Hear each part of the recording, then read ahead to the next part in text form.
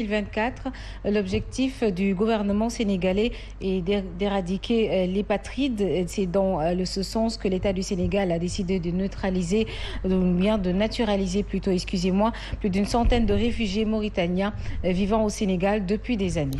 Et c'était lors d'un atelier de 2 jours à Saly, Portugal, sur la situation des réfugiés mauritaniens vivant au Sénégal que cette annonce a été faite.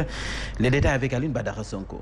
Bientôt, des centaines de réfugiés mauritaniens vivant au Sénégal depuis des années seront naturalisés. L'information a été révélée par la secrétaire générale du ministère de la Justice et du représentant du Comité national chargé de la situation des réfugiés. Récemment, on a engagé une action toute particulière pour la naturalisation des réfugiés mauritaniens qui sont présents sur le sol sénégalais depuis plusieurs années. L'action allant vers leur naturalisation est bien engagée et cette action se poursuit. Parmi les réfugiés qui ont été recensés, plus de 90% sont des Mauritaniens. Mais il n'y a pas que des Mauritaniens, il y a aussi des réfugiés d'autres pays. Donc, la plupart des réfugiés se trouvent dans la vallée du fleuve Sénégal, où ils sont parfaitement intégrés et jouissent des droits qui sont reconnus pour le statut de réfugié. L'objectif du Sénégal est d'éradiquer l'hépatrite d'ici à 2024. L'objectif, c'est de parvenir à ce qu'il y ait plus d'apatrides d'ici 2024. Alors, il faut dire que le Sénégal s'est très tôt engagé dans cette dynamique. En collaboration avec le Haut Commissariat des réfugiés, la Direction des affaires civiles et du Sceau tient à Saly, Portugal, durant 2 jours, un atelier d'élaboration du plan d'action national pour l'éradication de l'hépatrite au Sénégal. Comme annoncé dans les titres, le prix du kilogramme de viande pourrait coûter donc plus cher. Les chevillards alertent les populations. À l'origine de cette situation, ils indexent l'abattage clandestin, la concurrence de la viande foraine qui vient de Rufisque et le manque de bœuf sur le marché. Les chevillards ont donc tenu une assemblée générale pour crier leur désarroi et interpellent dans ce sens les autorités. Bassirou Niang est le président du regroupement des professionnels des abattoirs du Sénégal. Je vous propose de l'écouter. L'arrêt de l'abattage clandestin, la viande foraine reste à Rufisque, des formations pour les jeunes chevillards et également les financements là de DER qui sont en train d'être donnés. Tous les gosses actuellement ne travaillent pas, ils ne viennent même pas aux abattoirs. On abattait jusqu'à 15h, 16h, au-dessus de l'abattage s'arrête à 10h30, 11h. Les bœufs sont devenus rares, les moutons sont devenus rares, les chèvres sont devenus rares. Voilà les problèmes que nous vivons. On abattait en moyenne 275 à 300 en moyenne. Mais aujourd'hui, on abat pratiquement 100 à 150. Et à Ziguinchor, les multiples mouvements d'humeur des travailleurs de l'hôpital régional emportent le directeur de l'établissement sanitaire, Martial Kopibop, a été relevé de ses fonctions de directeur du centre hospitalier régional de Ziguinchor ce mercredi lors du Conseil des ministres. Il a été remplacé à ce poste par Ndiame Diop, chef des services administratifs et financiers de l'hôpital Aristide Le Dantec. Suivons les détails avec Abdourahmane Diallo. La dernière manifestation des travailleurs de l'hôpital régional de Ziguinchor date de seulement mardi dernier, soutenue par le FRAPP France des Gaz, le mouvement Yanamar et la société civile locale. Les travailleurs du centre hospitalier régional de Ziguinchor avaient battu le pavé pour non seulement réclamer de meilleures conditions de travail, mais surtout dénoncer la mauvaise gestion de l'hôpital. Auparavant, plusieurs grèves et manifestations ont été observées par les mêmes travailleurs qui, à la veille des fêtes de Pâques dernières, n'ont hésité un seul instant à séquestrer le directeur de l'hôpital dans son bureau et ce pendant plusieurs tours d'horloge. Tous ces nombreux événements ont certainement amené l'autorité à prendre cette décision rendue publique ce mercredi. Martial Kolibop a été relevé de ses fonctions de directeur de l'hôpital régional de Ziguinchor.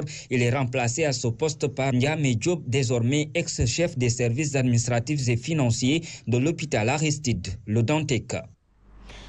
Et en plus bref, sachez-le, en sitting hier, des travailleurs de l'hôpital régional de Saint-Louis, regroupés derrière le responsable de la sous-section Sud-Sas dans la région, ils dénoncent les mauvaises conditions de travail des agents dans les services, une gestion financière nébuleuse et solidaire du directeur, une enveloppe de primes impayées de plus de 6 mois d'arriérés, pour ne citer que cela. Une situation qui touche également les patients à cause d'un plateau technique inadéquat. Et les travailleurs de la structure hospitalière annoncent un nouveau plan d'action pour obliger les autorités gouvernementales à apporter des solutions rapides par rapport à cet hôpital qui se trouve présentement dans une situation inacceptable. Dans l'actualité politique, la sortie du leader de la coalition Taxawu Sénégal, Khalifa Sall, dans un communiqué, réitère sa position et celle de la coalition qu'il dirige. Taxawu Sénégal compte bel et bien donc prendre part aux prochaines locales, contrairement à certaines informations. Selon le communiqué, ce sera sous la bannière d'une large coalition de l'opposition et dans toutes les circonscriptions électorales. Fatoula Mbaye Diop nous fait la synthèse de ce communiqué.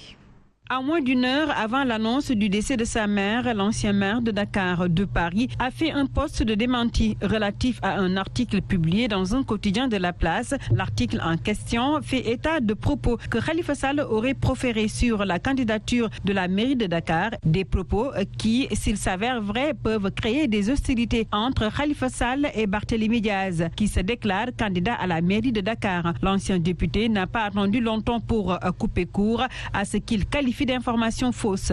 Je ne désignerai personne, titre qui fait la une de ce journal. Eh bien, Khalifa Sall s'inscrit en faux. Il refute tout propos concernant une position qu'il aurait prise sur le choix des candidats de la coalition Taxawu Dakar aux élections locales. Toutefois, l'ancien maire de Dakar de réaffirmer sa volonté d'y participer avec une grande coalition de l'opposition. Khalifa Sall d'ajouter que Taxawu Dakar, en accord avec ses alliés, optera pour les concertations en vue de créer des équipes crédibles pour porter leur projet de développement local, a-t-il conclu sur son mur Facebook.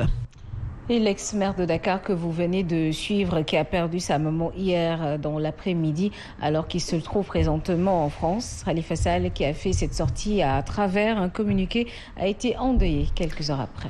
Selon le coordonnateur de la section Parcelles Assainies de Taxawu Sénégal, Khalifa Sall avait donc des liens très étroits avec sa défunte mère, à qui donc il rendait visite tous les vendredis, suivant les témoignages de Malik Kébé, voisin de la défunte. Chaque semaine, Khalifa est là et vraiment, c'est la symbiose avec sa maman et c'est une complicité extraordinaire, vraiment. À chaque fois que Khalifa est là, on sent que la maman vraiment a un nouveau souffle. Que nous tous ici, nous avons, qui habite Unité 20 et qui habite Parcelles Assainies, on a que Mère Awanyang, c'est une femme d'exception. T'as tout dit que Khalifa, c'est un fils que j'aime. Il disait pas Khalifa, il disait Babacar. Pour dire le mot, il disait Babacar. Et concernant les propos qu'on a prêtés donc au leader de la coalition Taxawu à Dakar, Khalifa Sall ne serait pas intéressé par les locales et ne se prononcerait pas donc en faveur d'aucun de ses lieutenants.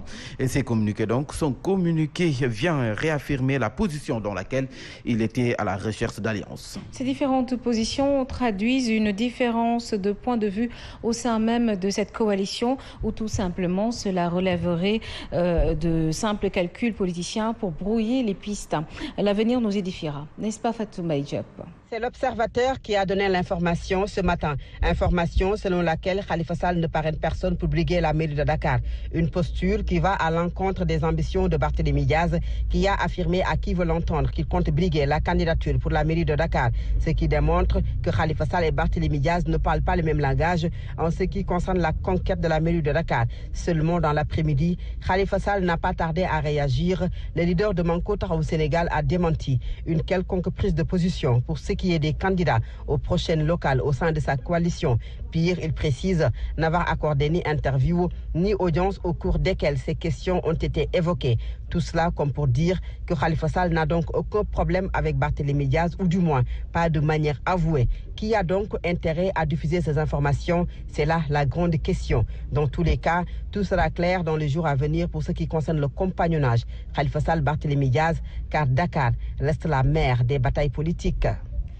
Le mouvement pour la défense de la démocratie a présenté hier dans l'après-midi son mémorandum sur les événements du mois de mars. Un véritable réquisitoire du M2D contre Macky Sall et son régime, un régime de dictature qui fait du complot son arme de prédilection.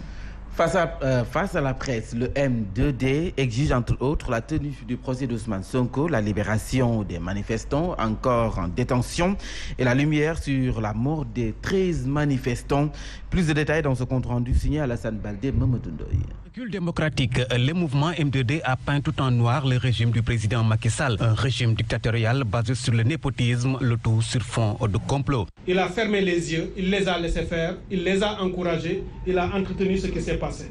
Donc il est le responsable de tout ce qui s'est passé, y compris les vies humaines que nous avons perdues. Cheikh Tidiane Dièye et ses camarades ont décidé d'engager des poursuites judiciaires contre l'État du Sénégal qu'ils accusent de 13 assassinats. Puisque les preuves sont à portée de main, en particulier l'État du Sénégal, devant toutes les juridictions nationales, régionales et internationales. La libération des jeunes encore détenus en prison, tout comme la tenue dans les meilleurs délais du procès de Ousmane Sonko, sont entre autres exigences du mouvement. De donner des réparations et d'indemniser les familles fassent l'objet d'un traitement judiciaire rapide, diligent, impartial et honnête.